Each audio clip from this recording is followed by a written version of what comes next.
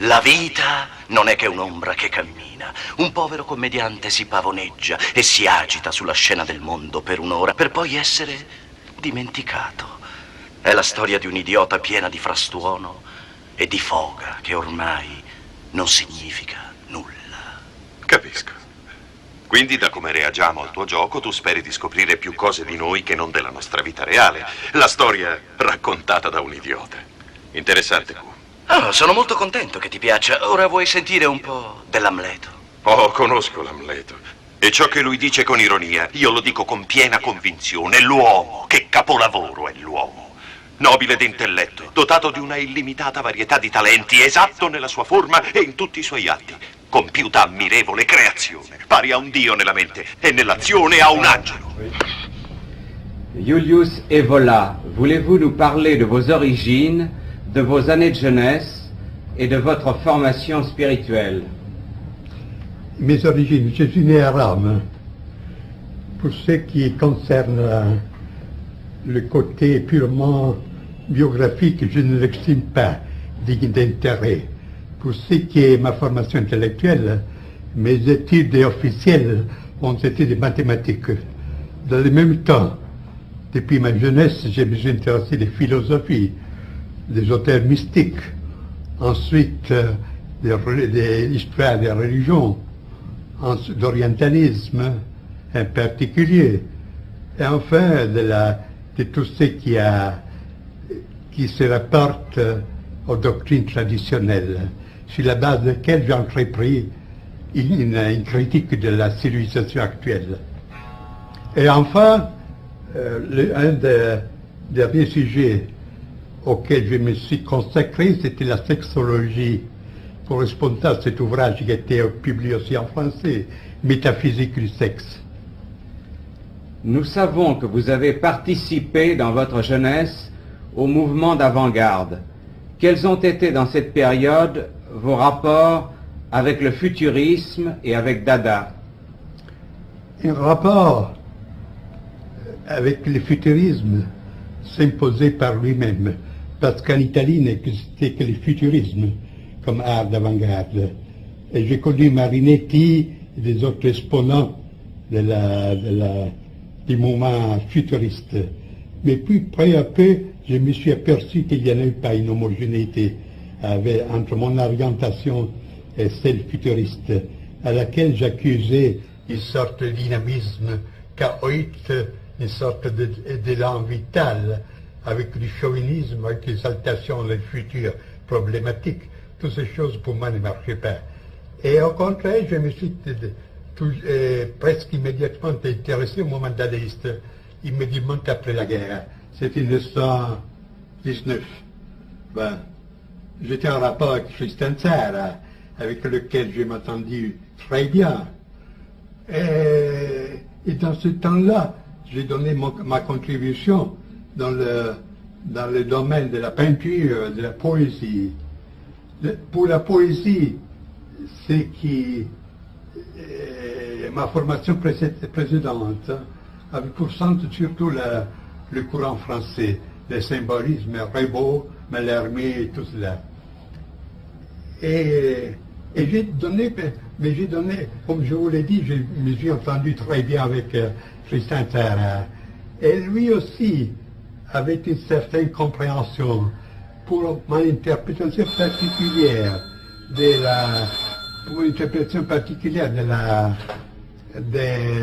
du dadaïsme. Pas seulement comme un moment artistique, mais bien comme la fin de tout art, comme le passage dans un plan où l'intérêt principal c'est une sorte de délivrance absolue. Et ce côté, dirais-je, mystique du dadaïsme, j'ai souligné aussi dans des conférences que j'ai faites ici en Italie. Et j'ai trouvé une compréhension aussi chez Tzara. C'est un côté de Tzara qui est peu connu, celui-ci. Nous savons qu'en 1923, vous avez cessé de vous intéresser d'une manière active tant à la peinture qu'à la poésie. Quelles sont les raisons de ce changement? Comme je viens de vous dire, et pour moi, toute cette expérience artistique n'avait pas une valeur seulement artistique. C'est une sorte de reflet d'une crise existentielle profonde qui était survenue immédiatement après la guerre, après le retour de la guerre. Alors ce n'est pas un état où on pouvait demeurer. C'est là la différence, j'estime, entre l'art abstrait d'alors et l'art abstrait d'aujourd'hui. Alors l'art abstrait avait cette dimension existentielle profonde. Aujourd'hui, c'est une sorte de convention, de manière, qui n'a pas aucune dimension en profondité. Alors c'est évident que lorsque j'ai dépassé cette crise, aussi son expression extérieure dans le domaine artistique n'a eu plus une raison d'être. Mais si on a vécu sérieusement et au profond cette crise, il n'y avait pas trop de chemin à choisir. Quelqu'un pouvait se tuer, les autres faire rebourser chemin, ce qui ont fait aussi certains dadaïstes à partir d'Aragon, par exemple, ou bien s'effrayer le chemin pour une dimension ultérieure de l'expérience. C'est ce que j'essayais. En 1925 et jusqu'en 1930, vous formulez la théorie de l'idéalisme magique et de l'individu absolu. C'est le sujet de votre livre « Il Camino del Cinabro ». Nous expliqueriez-vous cette doctrine? Mais pour l'expliquer, je devais entrer dans un domaine technique de philosophie. Je peux dire en résumé que cette doctrine, c'était une synthèse entre l'idéalisme absolu de la ligne de successeurs de Kant, Schelling, Fichte, etc., de l'existentialisme avant la lettre, avec une dimension ésotérique. En troisième lieu, de la doctrine de la puissance, parce que, comme il est bien compréhensible, un des auteurs qui a exercé sur moi une influence particulière, ça a été Nietzsche. Un certain Nietzsche, parce que je ne l'approuve pas tout. Alors c'est une sorte de synthèse, là, de théorie de l'absolu absolu. On parle de la position gnoséologique, c'est-à-dire des doctrines de la connaissance. On la développe dans une doctrine du moi, et puis on considère les développements possibles de ce moi jusqu'à l'idéal presque chimérique, l'individu absolu.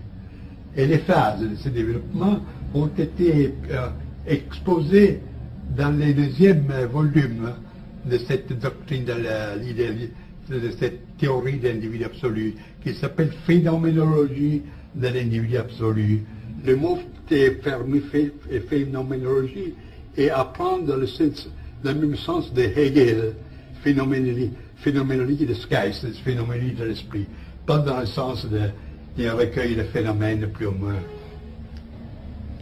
Novalis a-t-il eu une influence sur vous? En partie parce que à ce temps, j'étais assez intoxiqué par la méthode académique. Et Novalis, je reconnais qu'il avait des intuitions très profondes.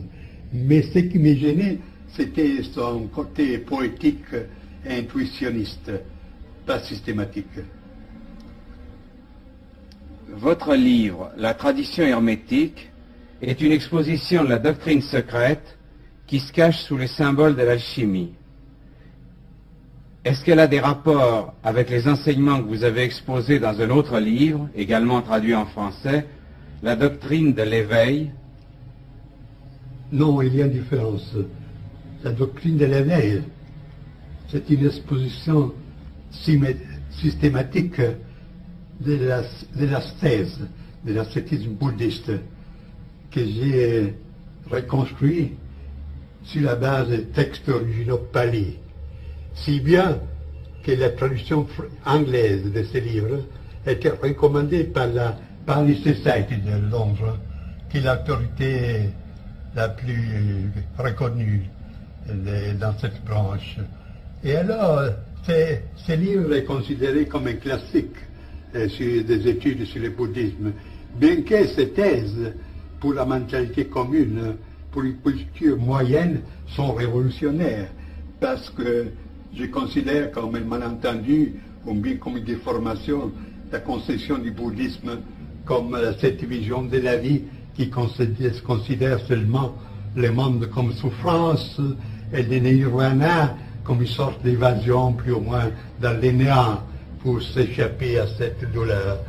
Je démontre au contraire, toujours sur l'appui des textes, parce que dans chaque page vous trouvez des citations de toutes sortes, qu'au commencement le bouddhisme était une doctrine initiatique, que le vrai sens de cette doctrine et de cette ascèse qui avait une allure toute particulière, c'est-à-dire, dirais-je, scientifique, parce qu'il n'avait pas de présuppositions religieuses ou morales, alors que le but ultime de cette discipline, c'était la réalisation de l'inconditionné.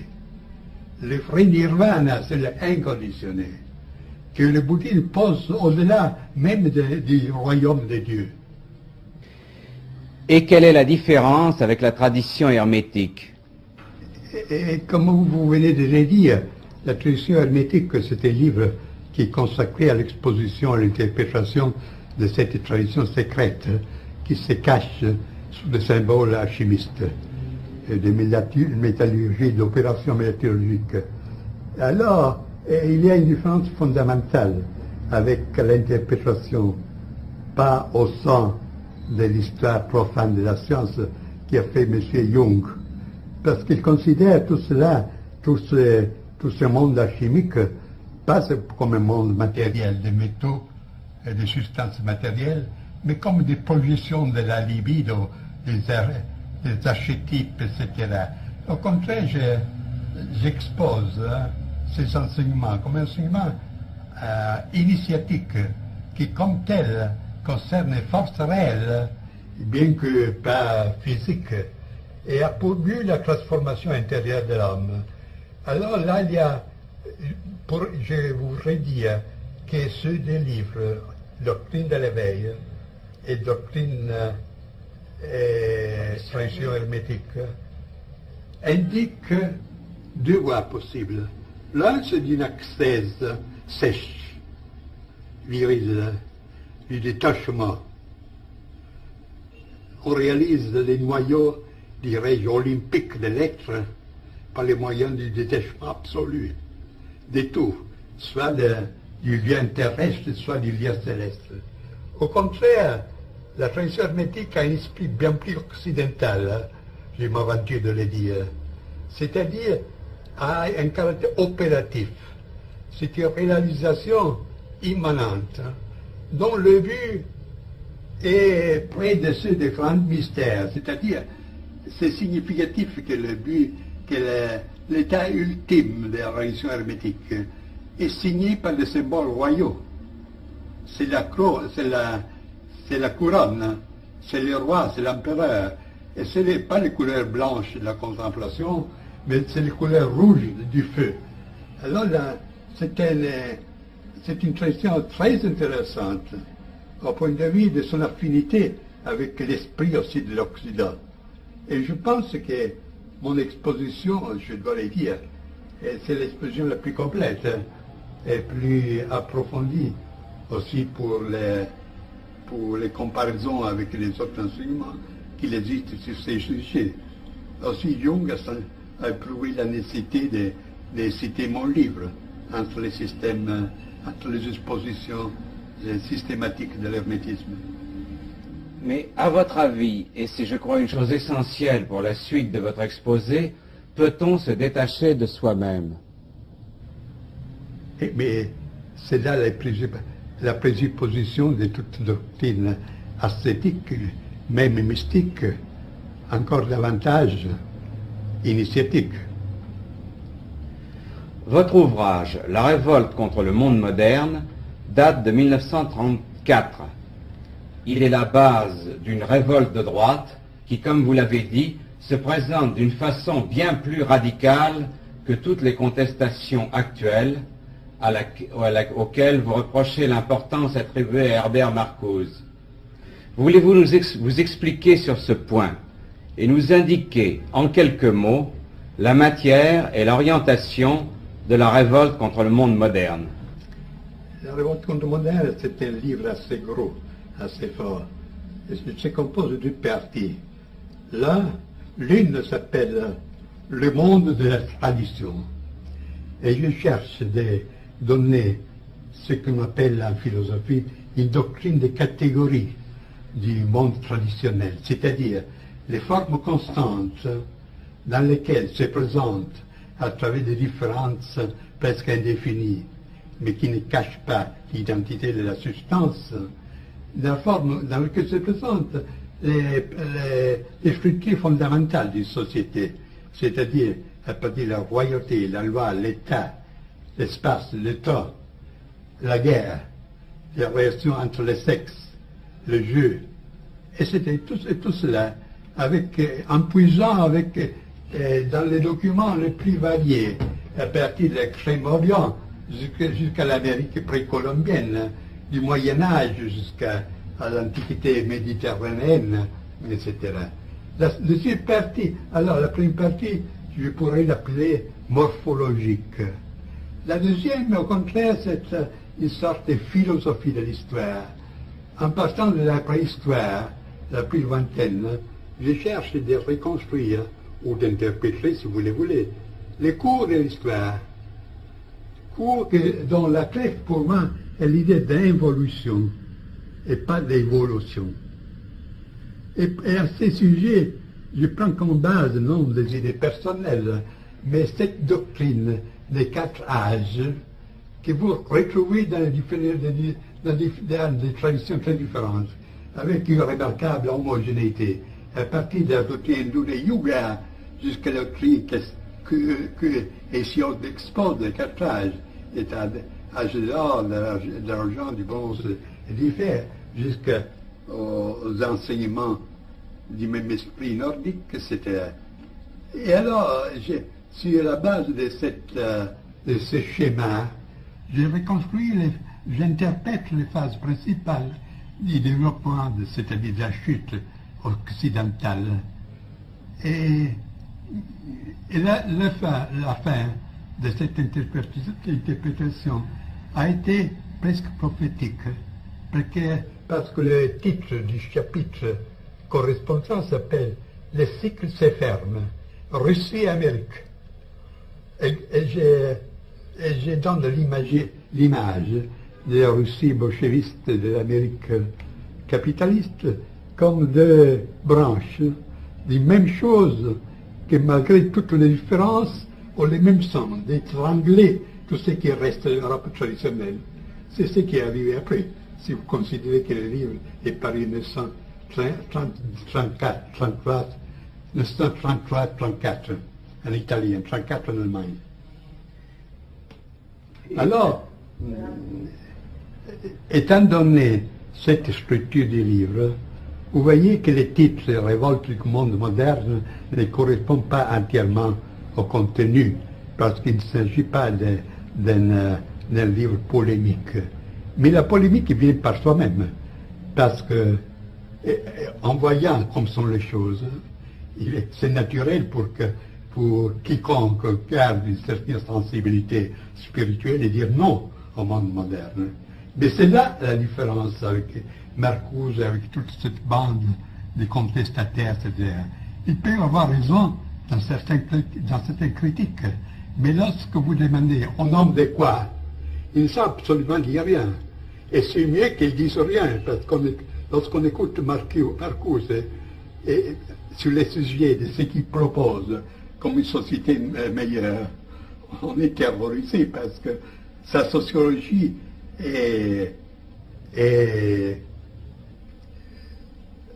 s'inspire d'un freudisme tellement grossier qui fait absolument rire.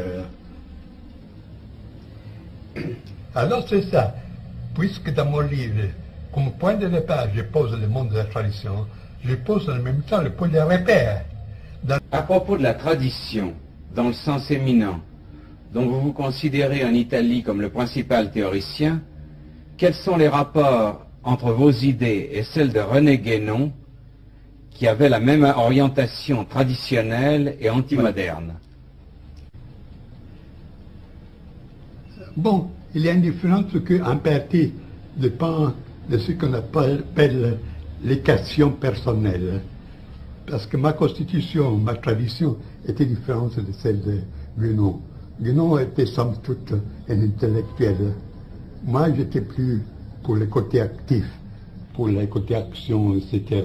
Et ces différences se projettent à une certaine mesure aussi dans les interprétations respectives que nous donnons à tout l'héritage traditionnel. Pendant que Guénon souligne surtout le rôle de la contemplation, de la connaissance, moi, je ne nie pas le rôle que connaissance et contemplation ont. Mais je dis qu'une autre voie possible, c'est celle de l'action. Et dans mes interprétations, j'ai souvent fait tomber l'accent sur la tradition, sur la création de l'action. Et par là même, et on voit la différence qui consiste dans le fait que Guénon donne la priorité à la caste sacerdotale comme dépositaire de la contemplation, pendant que moi je donne la prééminence à la tradition guerrière et royale. Cette différence se reflète dans le rôle que nous donnons à l'Église et à l'Empire. Guénon estimait que si l'Occident a eu une tradition, ceci est dû à l'Église, à la tradition catholique. Moi, j'affirmais avec Dante, au demeurant, que la tradition ghibelline de l'Empire était l'exponent justement d'une tradition de la même dignité, avec une dimension surnaturelle qui est très claire dans l'idéologie ghibelline des Hohenstaufen, des empereurs allemands. Et j'ai cherché de trouver les documents, les témoignages de cette veine secrète dans la littérature chevaleresque et surtout dans le mystère du Graal, qui pour moi c'est un mystère absolument gibelin. Alors, en cherchant des témoignages sur la spiritualité impériale, sur la gibelline, je me suis rapporté à toute la tradition chevaleresque, notamment la tradition du Graal, que j'ai interprété dans un livre qui est paru aussi en français, qui s'appelle Les mystères du Graal et la tradition gibelline. Et alors il apparaît que le Graal, qu'on devait retrouver pour faire fleurir de nouveau un royaume déchu, c'était justement l'héritage de cette tradition unitaire, royale et sacerdotale dans le même temps. Parce que c'est là un point de différence avec Guénon. Parce que Guénon, comme il est obligé de reconnaître, estime qu'aux origines, les deux autorités étaient réunies. L'autorité spirituelle et le pouvoir temporel étaient un. Ce qui existait jusqu'à hier au Japon, pour ne parler des anciennes civilisations, il ne faut pas la peine de les nommer ici. Et puis que seulement ensuite, il y a eu cette division des pouvoirs. Mais alors, étant donné cette division, il estime que c'est partant du pouvoir de l'autorité spirituelle qu'on devait chercher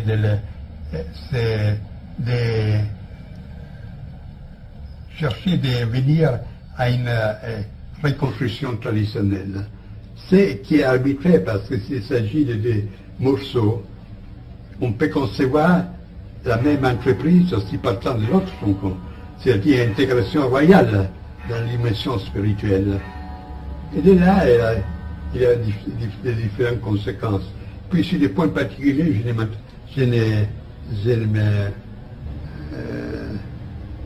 ne m'arrête pas trop parce que ça conduirait trop lointain.